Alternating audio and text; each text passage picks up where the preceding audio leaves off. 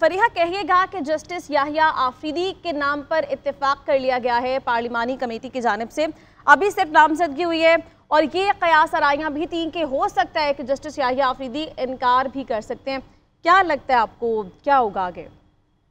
देखिए, कयास आराइयाँ तो बहुत सारी थी, लेकिन एक लॉजिकली अगर इसको सोचा जाए तो ये नजर आ रहा था कि जस्टिस मंसूर अली शाह तो चीफ जस्टिस नहीं होंगे नॉमिनेटेड बाय द कमेटी, क्योंकि बड़े ढके छुपे लफ्जों में भी, ओपनली भी ये बात कही जा रही थी कि उन्हीं के हवाले से खदशात हैं। आपको याद होगा कि डिफेंस मिनिस्टर ऑन रिकॉर्ड ये कह चुके हैं कि वो समझ रहे थे कि एक आईनी मेल्ट डाउन की तरफ जाएगा। नए चीफ जस्टिस का नोटिफिकेशन भी डिले किया गवर्नमेंट ने, और साथ ही साथ बिलावल भुट्टो साहब ने भी अपने एक इंटरव्यू में जस्टिस मंसूर अली शाह साहब के हवाले से ओपनली अपनी रिजर्वेशंस बताई।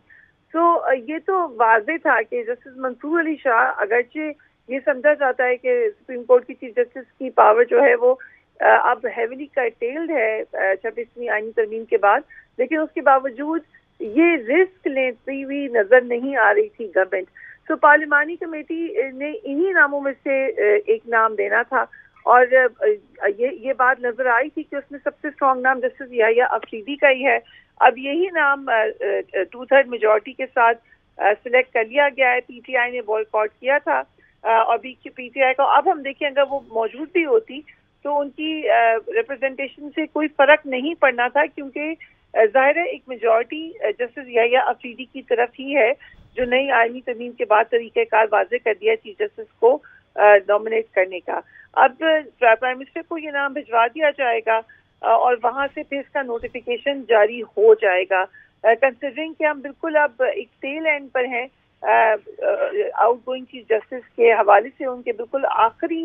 दिनों में आकर अब फाइनली नए चीफ जस्टिस की अनाउंसमेंट हो जाएगी, जो कि हमने देखा कि जस्टिस काजी फाइज ईसा के नोटिफिकेशन उनके आने से 90 दिन पहले ही हो चुका था, तकरीबन इससे भी ज्यादा। बट ये आखिरकार आपने देखा है कि बिल्कुल towards the end finally we know कि अब चीफ जस्टिस कौन होने जा रहे हैं। अच्छा फरीहा, ये भी कहिएगा कि पार्लिमानी कमेटी जिसमें पीटीआई की नुमाइंदगी नहीं है, ये नुमाइंदगी ना होना पीटीआई की जानिब से, उन्होंने वोटिंग में भी हिस्सा नहीं लिया, खुद पीटीआई के लिए भी कितना नुकसानदेह हो सकता है, और फिर पार्लिमानी कमेटी की जो क्रेडिबिलिटी है जिसको यकीनी बनाने के लिए मुतनासिब नुमाइंदगी शर्त रखी गई थी, उसके लिए कितना नुकसानदेह हो सकता है? गालिबन वोटिंग में तो हिस्सा लिया है पीटीआई के मेंबर्स ने। जिस वक्त हो रही थी आईनी तरमीम, तो जब ने का कहा जाता था तो उनके जो चीदा मेंबर्स वहाँ मौजूद थे वो खड़े होकर ने में हाथ हिलाते थे। So they became a part of that